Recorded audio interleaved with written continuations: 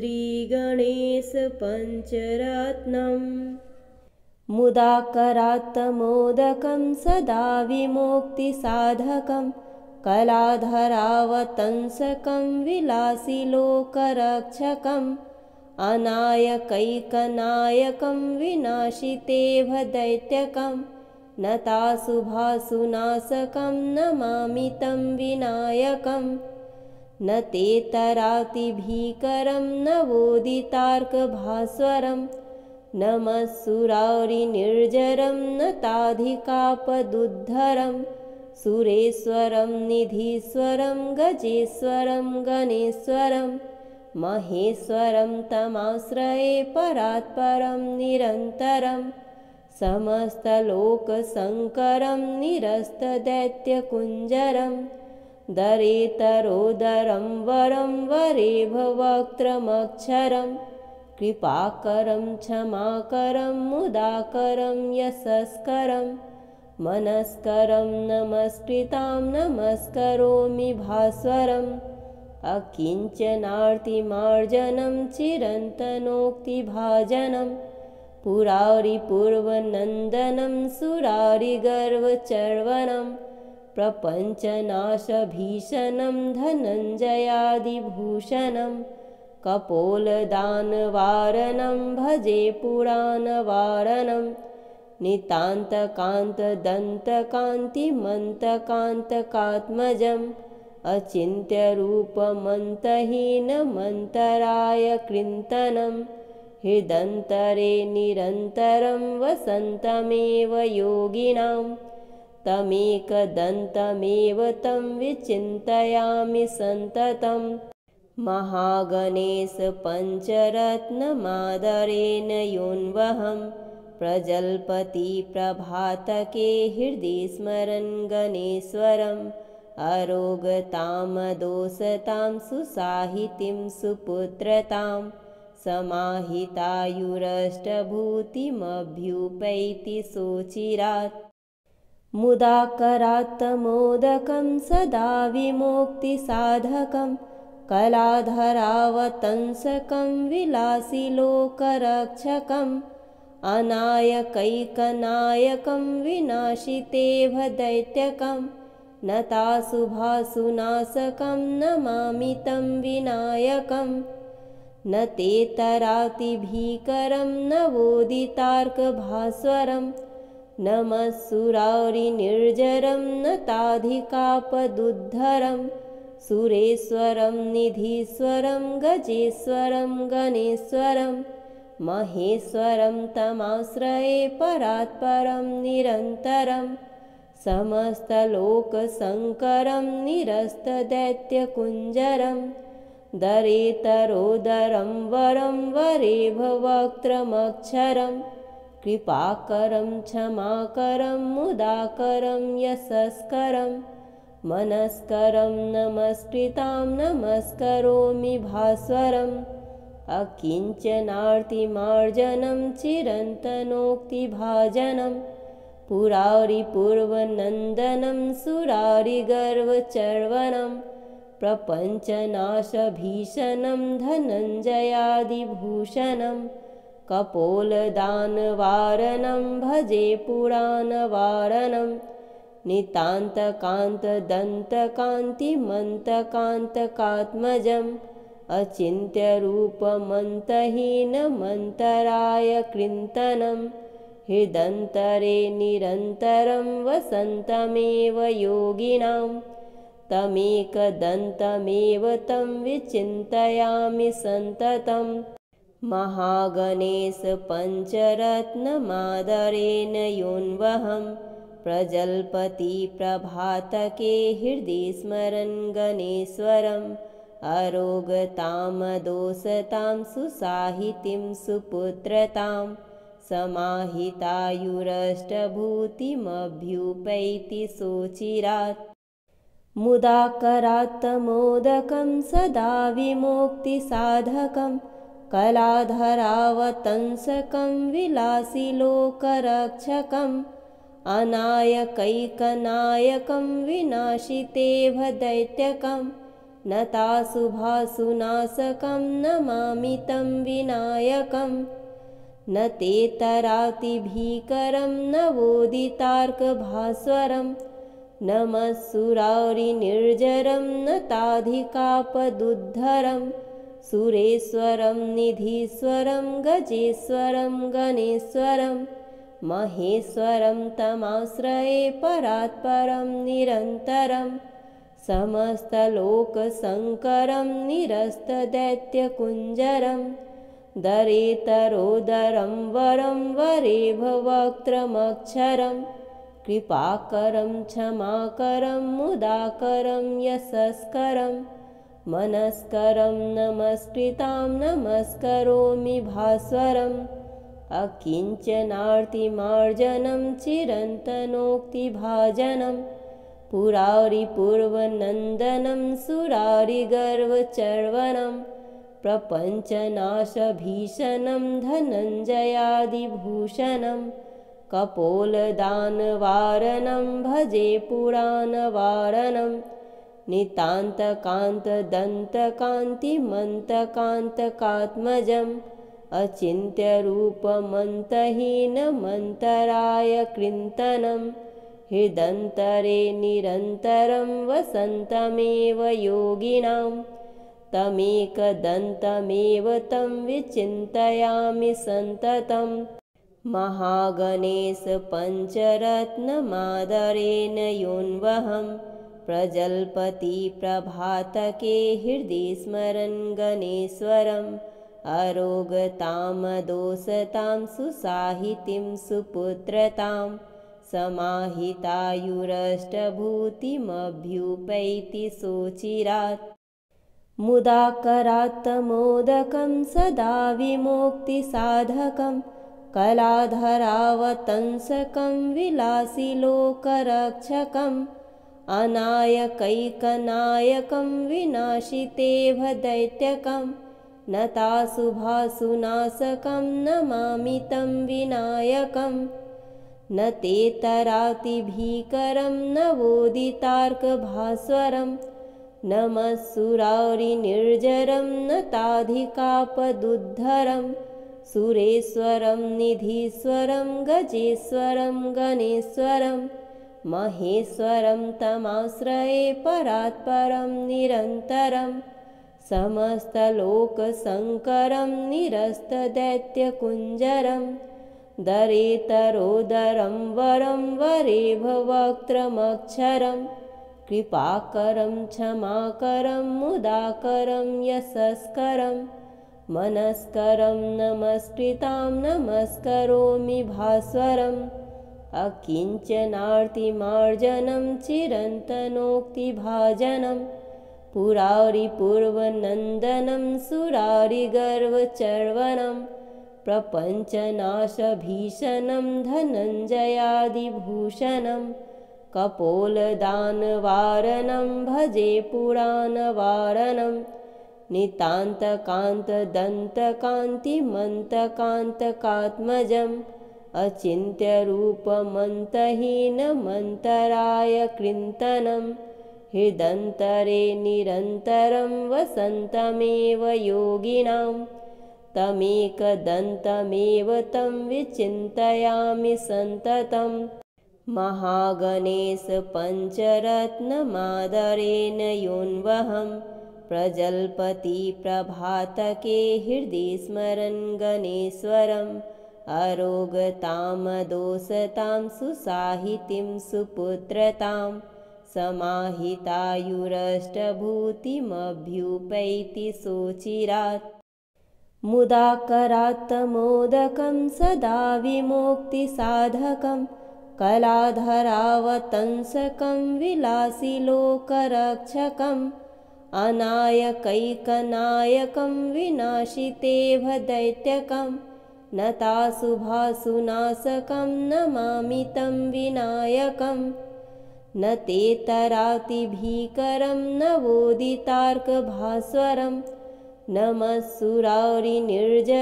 नताधिकापदुद्धरं सुरेश्वरं निधीश्वरं गजेश्वरं गणेश्वरं महेश्वरं तमाश्रये परात्परं निरन्तरं समस्तलोकशङ्करं निरस्तदैत्यकुञ्जरं दरेतरोदरं वरं वरेभवक्त्रमक्षरं कृपाकरं क्षमाकरं मुदाकरं यशस्करं मनस्करं नमस्कृतां नमस्करोमि भास्वरम् अकिञ्चनार्तिमार्जनं चिरन्तनोक्तिभाजनं पुरारिपूर्वनन्दनं सुरारिगर्वचर्वणं प्रपञ्चनाशभीषणं धनञ्जयादिभूषणं कपोलदानवारणं भजे पुराणवारणं नितान्तकान्तदन्तकान्तिमन्तकान्तकात्मजम् अचिन्त्यरूपमन्तहीनमन्तराय कृन्तनं हृदन्तरे निरन्तरं वसन्तमेव योगिनां तमेकदन्तमेव तं विचिन्तयामि सन्ततं महागणेशपञ्चरत्नमादरेण योऽन्वहं प्रजल्पतिप्रभातके हृदि स्मरन् गणेश्वरम् अरोगतामदोषतां सुसाहितीं सुपुत्रतां समाहितायुरष्टभूतिमभ्युपैति सोचिरात् मुदाकरात्तमोदकं सदा विमुक्तिसाधकं कलाधरावतंसकं विलासिलोकरक्षकम् अनायकैकनायकं विनाशितेव दैत्यकम् नताशुभाशुनाशकं नमामि तं विनायकं न ते तरातिभीकरं नवोदितार्कभास्वरं नमः सुरारिनिर्जरं नताधिकापदुद्धरं सुरेश्वरं निधीश्वरं गजेश्वरं गणेश्वरं महेश्वरं तमाश्रये परात्परं निरन्तरम् समस्तलोकशङ्करं निरस्तदैत्यकुञ्जरं दरेतरोदरं वरं वरेभवक्त्रमक्षरं कृपाकरं क्षमाकरं मुदाकरं यशस्करं मनस्करं नमस्कृतां नमस्करोमि भास्वरम् अकिञ्चनार्तिमार्जनं चिरन्तनोक्तिभाजनं पुरारिपूर्वनन्दनं सुरारिगर्वचर्वणं प्रपञ्चनाशभीषणं धनञ्जयादिभूषणं कपोलदानवारणं भजे पुराणवारणं नितान्तकान्तदन्तकान्तिमन्तकान्तकात्मजम् अचिन्त्यरूपमन्तहीनमन्तराय कृन्तनं हृदन्तरे निरन्तरं वसन्तमेव योगिनां तमेकदन्तमेव तं विचिन्तयामि सन्ततं महागणेशपञ्चरत्नमादरेण योऽन्वहं प्रजल्पतिप्रभातके हृदि स्मरन् गणेश्वरम् अरोगतामदोषतां सुसाहितीं सुपुत्रतां समाहितायुरष्टभूतिमभ्युपैति सोचिरात् मुदाकरात्तमोदकं सदा विमुक्तिसाधकं कलाधरावतंसकं विलासिलोकरक्षकम् अनायकैकनायकं विनाशितेव दैत्यकम् नताशुभाशुनाशकं नमामि तं विनायकं न ते तरातिभीकरं नवोदितार्कभास्वरं नमः सुरारिनिर्जरं नताधिकापदुद्धरं सुरेश्वरं निधीश्वरं गजेश्वरं गणेश्वरं महेश्वरं तमाश्रये परात्परं निरन्तरं समस्तलोकशङ्करं निरस्तदैत्यकुञ्जरं दरेतरोदरं वरं वरेभवक्त्रमक्षरं कृपाकरं क्षमाकरं मुदाकरं यशस्करं मनस्करं नमस्कृतां नमस्करोमि भास्वरम् अकिञ्चनार्तिमार्जनं चिरन्तनोक्तिभाजनं पुरारिपूर्वनन्दनं सुरारिगर्वचर्वणं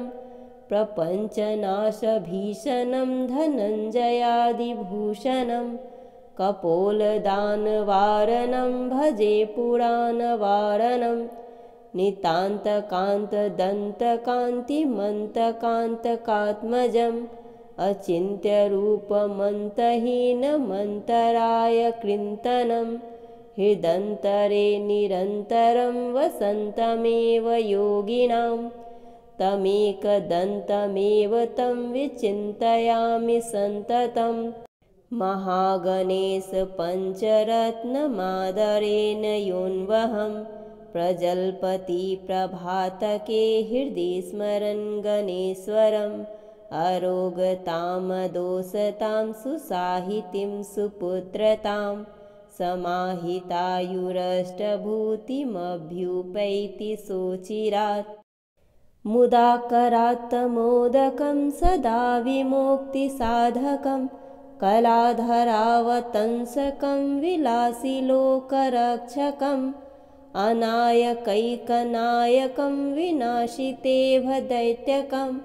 नताशुभाशुनाशकं नमामि तं विनायकं न ते तरातिभीकरं नवोदितार्कभास्वरं नमः सुरारिनिर्जरं नताधिकापदुद्धरं सुरेश्वरं निधीश्वरं गजेश्वरं गणेश्वरं महेश्वरं तमाश्रये परात्परं निरन्तरं समस्तलोकशङ्करं निरस्तदैत्यकुञ्जरं दरेतरोदरं वरं वरेभवक्त्रमक्षरं कृपाकरं क्षमाकरं मुदाकरं यशस्करं मनस्करं नमस्कृतां नमस्करोमि भास्वरम् अकिञ्चनार्तिमार्जनं चिरन्तनोक्तिभाजनं पुरारिपूर्वनन्दनं सुरारिगर्वचर्वणं प्रपञ्चनाशभीषणं धनञ्जयादिभूषणं कपोलदानवारणं भजे पुराणवारणं नितान्तकान्तदन्तकान्तिमन्तकान्तकात्मजम् अचिन्त्यरूपमन्तहीनमन्तराय कृन्तनं हृदन्तरे निरन्तरं वसन्तमेव योगिनां तमेकदन्तमेव तं विचिन्तयामि सन्ततं महागणेशपञ्चरत्नमादरेण योऽन्वहं प्रजल्पतिप्रभातके हृदि स्मरन् गणेश्वरम् अरोगतामदोषतां सुसाहितीं सुपुत्रतां समाहितायुरष्टभूतिमभ्युपैति सोचिरात् मुदाकरात्तमोदकं सदा विमुक्तिसाधकं कलाधरावतंसकं विलासिलोकरक्षकम् अनायकैकनायकं विनाशितेभदैत्यकम् नताशुभाशुनाशकं नमामि तं विनायकं न ते तरातिभीकरं नवोदितार्कभास्वरं नमः सुरारिनिर्जरं नताधिकापदुद्धरं सुरेश्वरं निधीश्वरं गजेश्वरं गणेश्वरं महेश्वरं तमाश्रये परात्परं निरन्तरं समस्तलोकशङ्करं निरस्तदैत्यकुञ्जरं दरेतरोदरं वरं वरेभवक्त्रमक्षरं कृपाकरं क्षमाकरं मुदाकरं यशस्करं मनस्करं नमस्कृतां नमस्करोमि भास्वरम् अकिञ्चनार्तिमार्जनं चिरन्तनोक्तिभाजनं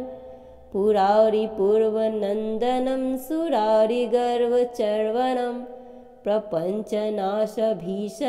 धनञ्जयादिभूषणं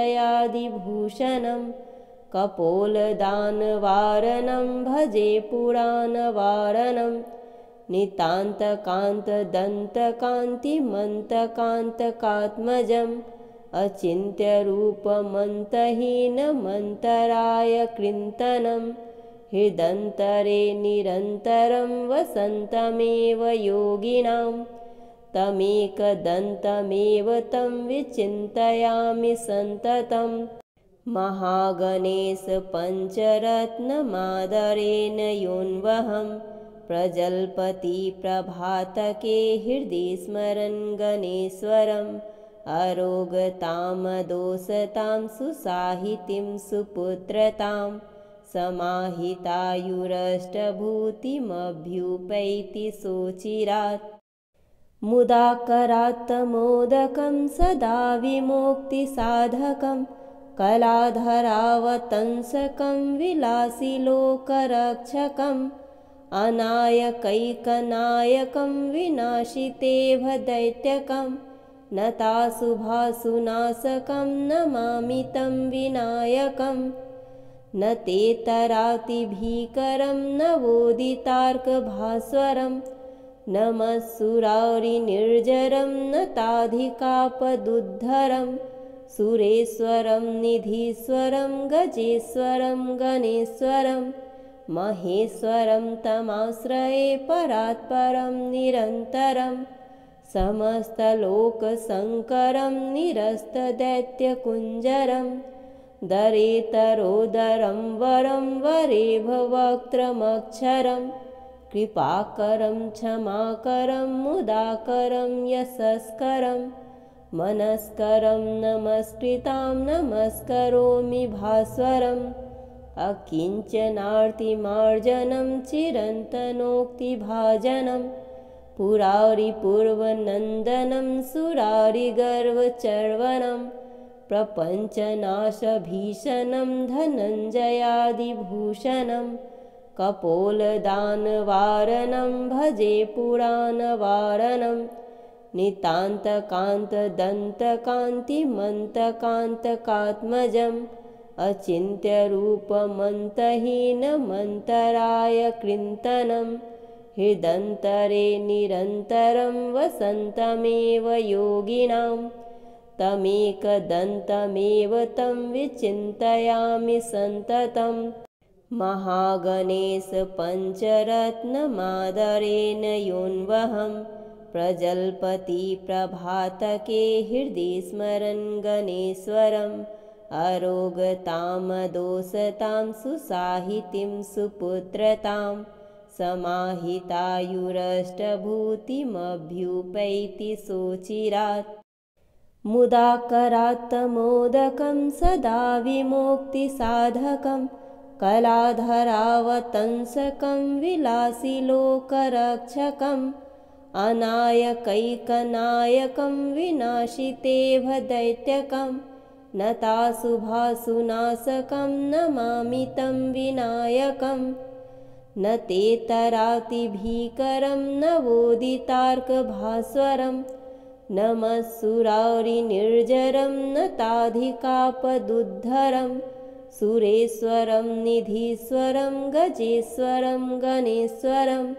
महेश्वरं तमाश्रये परात्परं निरन्तरं समस्तलोकशङ्करं निरस्तदैत्यकुञ्जरं दरेतरोदरं वरं वरेभवक्त्रमक्षरं कृपाकरं क्षमाकरं मुदाकरं यशस्करं मनस्करं नमस्कृतां नमस्करोमि भास्वरम् अकिञ्चनार्तिमार्जनं चिरन्तनोक्तिभाजनं पुरारिपूर्वनन्दनं सुरारिगर्वचर्वणं प्रपञ्चनाशभीषणं धनञ्जयादिभूषणं कपोलदानवारणं भजे पुराणवारणं नितान्तकान्तदन्तकान्तिमन्तकान्तकात्मजम् अचिन्त्यरूपमन्तहीनमन्तराय कृन्तनं हृदन्तरे निरन्तरं वसन्तमेव योगिनां तमेकदन्तमेव तं विचिन्तयामि सन्ततं महागणेशपञ्चरत्नमादरेण योऽन्वहं प्रजल्पति प्रभातके हृदि स्मरन् गणेश्वरम् अरोगतामदोषतां सुसाहितीं सुपुत्रतां समाहितायुरष्टभूतिमभ्युपैति सोचिरात्।